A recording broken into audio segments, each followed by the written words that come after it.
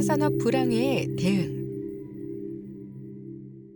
1973년은 한국의 조선업계에 기회와 위협을 모두 안긴 해였습니다. 한국 정부는 중화공업화 정책 일환으로 1973년 3월에 장기조선공업 진흥계획을 수립하여 1980년까지 국내 수요를 자급하고 320만 톤의 선박을 수출한다는 목표를 세웠습니다. 1973년 3월에 현대는 울산조선소의 생산 규모를 70만 톤에서 100만 톤으로 확장하는 사업을 추진했고, 같은 해 10월에 대한조선공사는 거제도 옥포에 100만 톤 규모의 조선소 건설에 착수했습니다. 그러나 1973년 10월에 제1차 석유 파동이 시작되면서 세계 경제가 급속히 침체되었습니다. 경기 변동에 취약한 조선산업은 직격탄을 맞았습니다. 세계 선박 수주량은 1971년 5,200만 톤에서 1973년 1억 2,400만 톤으로 증가한 후 1974년 3,700만 톤, 1975년 1,800만 톤으로 감소했습니다. 불과 2년 만에 14.5%로 줄어들었던 것입니다. 선박 수주량의 감소를 주도한 부분은 유조선이었습니다. 유조선의 수주량은 1971년 3,700만 톤에서 1973년 1억 500만 톤으로 급증한 후 1974년 2,700만 톤, 1975년 270만 톤으로 급감했습니다. 한국의 조선업계도 커다란 위기에 봉착했습니다. 현대는 1974년 3월에 두 척을 수주한 것을 끝으로 1986년까지 단 한 척의 초대형 유조선 VLCC도 수주하지 못했습니다. 게다가 현대가 수주한 VLCC 12척 중에서 두 척은 건조 도중에 취소되었고, 한 척은 선주가 완성된 선박의 인수를 거부했습니다. 현대는 세계 조선시장에 성공적으로 데뷔한 직후에 곧바로 경영위기에 봉착했던 것입니다. 한국 정부는 조선산업을 구제하기 위해 계획조선과 연불 수출금융을 실시했습니다. 계획조선이란 해운사가 성가의 10 내지 15%만 지불하면 나머지 전부를 정부가 장기 저리로 융자해주는 제도였고, 연불 수출금융은 해외 선주에 대해 장기 저리의 자금을 대출해 주어 선박을 구입하게 한 다음 연차적으로 상환받는 제도였습니다. 계획조선이 국내 시장을 확대하기 위한 수단이라면 연불 수출금융은 해외 시장을 확대하기 위한 조치에 해당했습니다. 현대도 적극적인 위기관리를 통해 스스로 활로를 찾아 나섰습니다. 현대는 VLCC 대신에 소형 특수선으로 방향을 전환하여 1974년부터 1976년까지 24척의 다목적 화물선을, 1975년에는 11척의 로로선을 수주했습니다. 이와 함께 현대는 경영다각화를 추진하여 1975년 4월에는 수리조선 전문업체인 현대미포조선을 설립했고, 1977년 2월에는 발전설비 제작을 담당하는 중전기 사업부를 설치했으며, 1977년 3월에는 선박용 엔진 생산업체인 현대엔진을 설립했습니다. 현대중공업이 조선불황을 타개할 수 있는 원동력은 현대건설의 중동 진출에서 나왔습니다. 현대건설은 1975년부터 1978년까지 중동의 대형공사를 잇따라 수주했고, 공사를 진행하면서 현대중공업이 생산한 철구조물을 활용했습니다. 현대중공업의 철구조물 매출액은 1975년에 45억 원이었던 것이 1976년에 143억 원, 1977년에 1269억 원을 거쳐 1978년에는 1268억 원으로 늘어났고, 현대중공업의 전체 매출액에서 철구조물이 차지하는 비중은 1976년 7.7%에서 1978년 31.6%로 증가했습니다. 현대건설이 1976년부터 1979년까지 담당한 사우디아라비아의 주베일 산업항공사에 현대중공업이 바지선을 제공했다는 점도 주목할 만합니다. 주베일항공사는 당시 한국 예산의 절반에 해당하는 9억 4천만 달러 규모의 초대형 공사였는데, 현대건설은 공기를 단축하고 이익을 극대화하기 위해 국내에서 기자재를 만들고 울산 조선소에서 제작한 바지선을 통해 운송하는 방법을 채택했습니다. 대형 재킷과 콘크리트 슬래브 등의 기자재를 대형 바지선에 실어 운송하기로 했던 것입니다. 현대중공업은 울산조선소를 풀 가동하여 대형 바지선을 빠른 속도로 만들었고, 예인선 한 대가 2개의 바지선을 끌면서 1만 2천 킬로미터나 되는 거리를 항해했습니다. 대우의 조선산업 진출. 현대가 울산조선소를 건설하기 시작한 것은 대한조선공사에게 상당한 자극으로 작용했습니다. 대한조선공사는 1972년 7월에 홍콩의 금융 컨설팅 회사인 BFBC와 1억 달러 규모의 차관 도입 계약을 체결했습니다. 같은 해 8월에는 경남 거제군 옥포만에 100만 평의 부지를 조성하여 100만 톤급의 대형 조선소를 건설하겠다는 조공 제2조선소 건설 계획을 마련했습니다. 대한조선공사로서는 부산항에 협소한 부지를 벗어나 선박의 대형화 추세에 맞추어 재도약하려는 승부수에 해당했습니다. BFBC는 차관 도입선을 확정하기 위해 한국 정부의 사진 승인이 필요하다고 요구했습니다. 한국 정부는 처음에 미온적인 태도를 보이다가 1973년 1월 23일에 입장을 바꾸어 대한조선공사의 차관 도입권을 승인했습니다. 1973년 1월 14일에 박정희 대통령의 중화공업화 선언이 있었고 그 직후에 한국 정부가 울산조선소와 같은 대형 조선소를 추가적으로 건설할 것임을 공시화했기 때문이었습니다. 1973년 4월에 대한조선공사는 미국 수출입은행으로부터 8,280만 달러를 도입한다는 계약을 체결했습니다. 부족한 부분은 정부 융자 1,000만 달러와 대한조선공사 정자 1,000만 달러를 추가하기로 했습니다. 1973년 8월에는 대한조선공사의 옥포조선소 건설 사업이 결정되면서 부지 조성을 위한 기초공사가 시작되었습니다. 조선소 건설은 1975년에 완공하며 가동 초기에는 연간 3 내지 4척의 초대형 유조선 VLCC를 1980년 전후에는 연간 8 내지 9척의 VLCC를 건조한다는 야심찬 계획이었습니다. 공식 기공식은 1973년 10월 11일에 대통령이 참석한 가운데 성대하게 개최되었습니다. 그러나 옥포조선소 건설 사업이 시작된 시점에 세계 경제는 석유 파동이라는 돌발 상황을 맞이했습니다. 조선산업의 확장을 이끌던 VLCC 시장은 급속 위축되었고 옥포조선소의 공사가 지연되면서 공사비가 크게 증가했습니다. 옥포조선소의 레이아웃을 변경하자는 논의가 계속 이루어지는 가운데 1976년에는 수출용 대형 유조선 전문 조선소에서 다목적 조선소로 전체적인 건설 방향이 전환되었습니다. 도크의 길이는 줄이고 폭은 넓혀서 VLCC, 중형선, 해양 플랜트 등의 다양한 수요에 부응한다는 것이었습니다. 조선소 준공 시기는 1977년 12월로 연기되었습니다. 다목적 조선소로 레이아웃을 변경해 돌파구를 마련하고자 했던 시도는 별다른 성과를 거두지 못했습니다. 세계 조선 시장의 전면적 불황과 이에 따른 수주 절벽으로 추가적인 공사 지연, 차관 지연, 공사비 증가 등이 가시화되었던 것입니다. 1977년 2월에는 옥포 조선소 건설 사업에 대한 재검토 작업이 시작되었고 일안 조선소 준공을 1978년 12월까지 연기한다. 2안 조선소 준공을 1979년 12월까지 연기한다. 3안 조선소 건설을 중단한다. 등의 3가지 안이 상정되었습니다. 1977년 4월에는 1안이 채택되었으나 1년이 지난 1978년 5월에는 2안으로 변경되었습니다. 한국 정부는 1978년 7월부터 옥포조선소 건설 문제를 다시 검토했습니다. 당시의 정부는 대한조선공사를 대신할 수 있는 기업을 찾아 건설 공사를 마무리하는 데 집중했습니다. 결국 1978년 8월에는 신흥재벌인 대우그룹이 새로운 사업주체로 결정되었고 같은 해 10월 4일에는 대우조선공업과 대한조선공사 사이에 양도 계약이 체결되었습니다. 당시의 정부는 울산조선소를 가동 중이던 현대중공업에도 의사를 타진했지만 현대는 인수 의욕을 보이지 않았습니다. 옥포조선소는 1981년 10월에 준공되었습니다. 투입된 자금은 내자 2,400억 원, 외자 1억 800만 달러로 3천억 원을 넘었었습니다. 1972년에 대한조선공사가 처음 계획했던 것에 비해 투입 자금은 3배, 공사기간은 4배 이상 늘어난 것이었습니다. 1878년에 설립된 대우조선은 1994년에 대우중공업에 합병되었고 2000년에 대우조선해양으로 거듭난 후 2003년에 하나오션으로 변경되었습니다. 삼성의 조선산업 진출.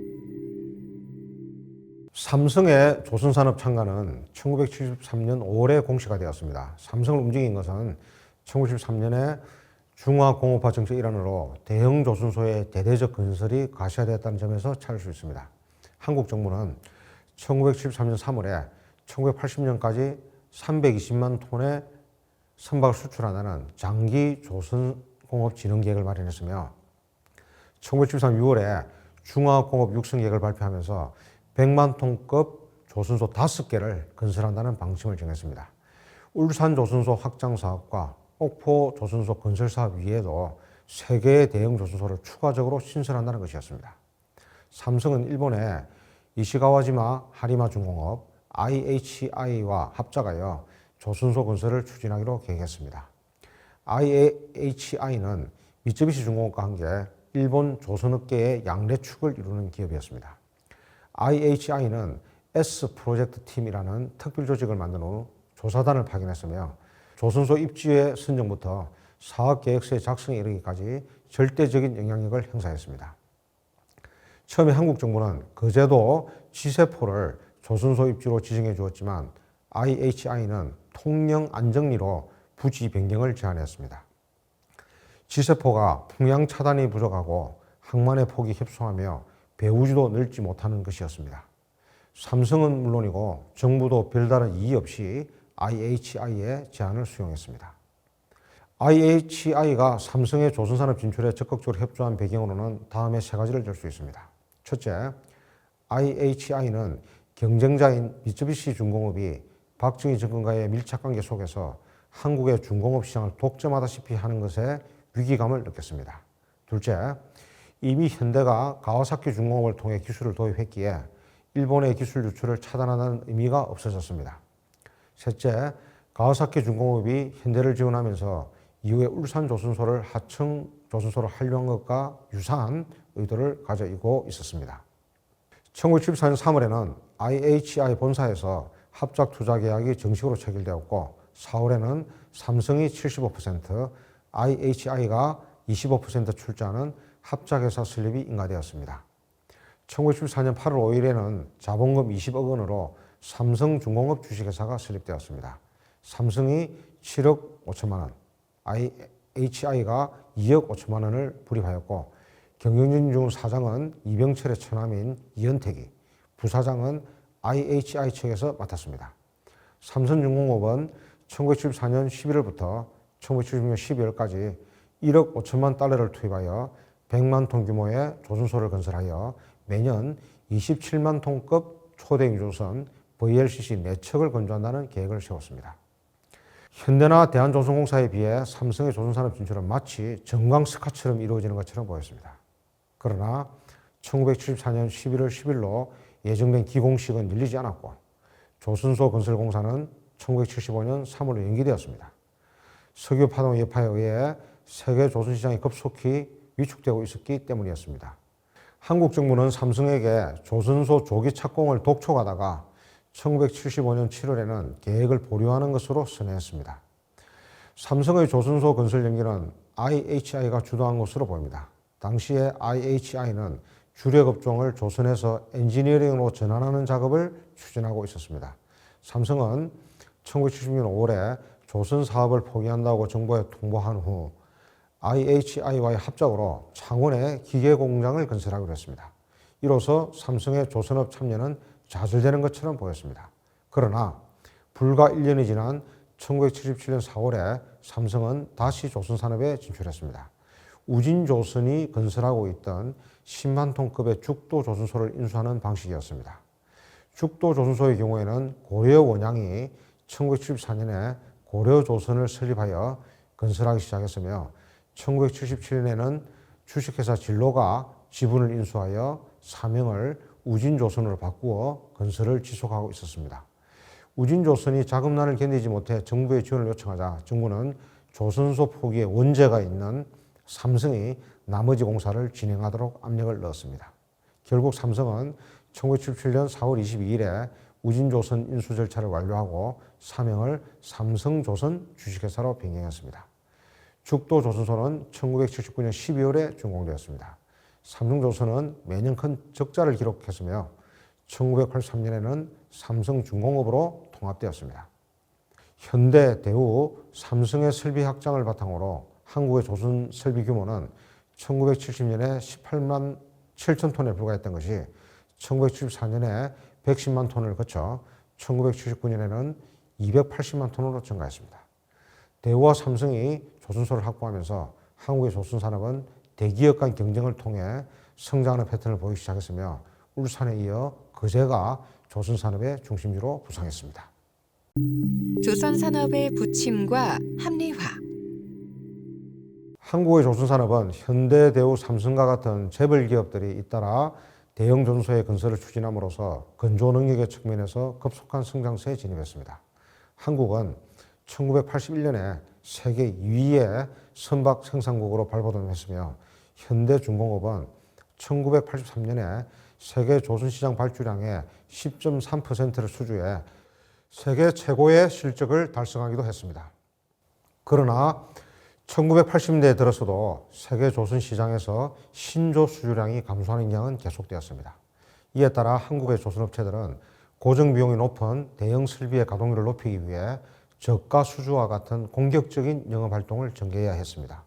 이를 통해 1980년부터 1980년까지 연평균 250만 톤을 수주하여 건조 능력 대비 약 60%의 물량을 확보할 수 있었지만 판매 가격이 원가 수준에 불과하여 한국 조선업계의 재무구조가 크게 악화되기에 이르렀습니다. 1980년대 중후반에 한국의 조선산업은 부침을 거듭했습니다. 1985년을 바닥으로 세계 조선시장은 서서히 회복되기 시작했으며 1986년에는 앵고의 영향으로 일본의 가격 경쟁력이 떨어지면서 신조 상담이 한국으로 몰리게 되었습니다. 이에 따라 세계 수주량에서 일본이 차지하는 비중은 1983년 56.5%에서 1987년 34.7%로 대폭 감소했지만 한국의 비중은 같은 기간에 19.2%에서 30.2%로 증가했습니다. 그러나 1987년 이후에는 임금이 상승하는 가운데 조업 중단이나 납기 지연의 사례도 발생하여 한국 조선업계의 경영 상태가 다시 악화되었습니다. 한국 조선업체의 고용 인력은 1984년에 약 7만 5,700명까지 증가한 후 1988년에는 약 4만 8천 명으로 연평균 10.2% 감소세를 보였습니다. 흥미로운 점은 조선업체들의 고용 인력 중에서 사무직이나 기능직보다는 기술직의 상대적 비중이 증가세를 보였다는 점입니다. 특히 1980년대 중반의 불황기에 일본이 생산 단가를 낮추기 위해 선박의 표준화를 추진하면서 설계 인력을 대폭 감축했던 반면 한국의 경우에는 설계 인력의 양성에 대한 지속적인 투자를 아끼지 않았습니다. 그 결과 일본은 설계 능력이 크게 약화되어 표준화된 선박의 수주에 치중하게 되었던 반면 한국은 우수한 설계 인력을 바탕으로 차별화된 기능의 선박을 다양하게 수주 건조하기 시작했습니다. 그것은 한국이 1990년대 이후에 다른 국가에 비해 선주의 요구에 재빠르게 대응하여 이를 반영할 수 있는 능력을 발휘하게 되는 기반으로 작용했습니다. 1989년 8월에 한국 정부는 조선업계의 경영 정상화를 추진하고 향후 조선산업의 성장에 대비하기 위하여 조선산업 합리화 조치를 단행했습니다. 정부는 조선업계의 경영 부실이 과잉 시설 투자로 인해 발생했다고 진단하면서 1993년까지 신규 진입이나 시설 확장을 금지했으며 대우조선, 인천조선, 대한조선공사를 합리화 대상 업체로 지정했습니다. 대한조선공사는 1989년에 한진그룹에 인수되면서 한진중공업으로 개편되었고 한진중공업은 동해조선, 부산수리조선, 코리아타코마를 잇따라 합병했습니다. 인천조선의 경우에는 한라그룹에 인수된 후 한라중공업으로 상호가 변경되었습니다. 한진중공업과 한라중공업에는 부실기업을 인수한 대가로 세제 혜택이 주어졌습니다. 대우조선에 대해서는 일부 계열사의 통폐합과 같은 자구 노력을 전제로 하여 대출금 상한 유예와 신규 대출금 제공이 이루어졌습니다. 1990년대 초반에는 대체 수요를 중심으로 한 세계 조선경기가 호조되면서 설비의 확장이 활발하게 추진되었습니다. 특히 그동안 조선산업 합리화 조치로 인해 한시적으로 억제되었던 설비의 신정설이 1993년에 해제됨에 따라 삼성중공업을 필두로 현대중공업, 한라중공업, 대동조선 등이 연이어 도커의 신정설을 추진했습니다. 이러한 설비 확장은 1990년대 후반부터 세계적으로 조선 수요가 확대될 것이며 그 속에서 한국의 조선산업이 높은 국제 경쟁력을 확보할 수 있다는 기대에서 비롯되었습니다.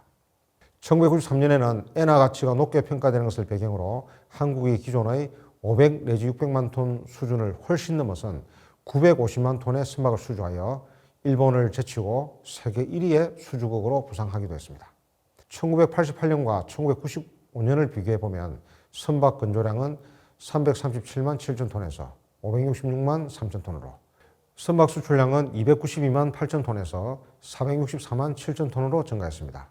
한국과 일본이 세계 선박 건조량에서 차지하는 비중을 비교해 보면 한국은 1975년에 1.2%에서 2002년에 39.7%로 30배 이상 증가했지만 일본은 같은 기간에 49.7%에서 36.6%로 약간의 감소세를 보였습니다.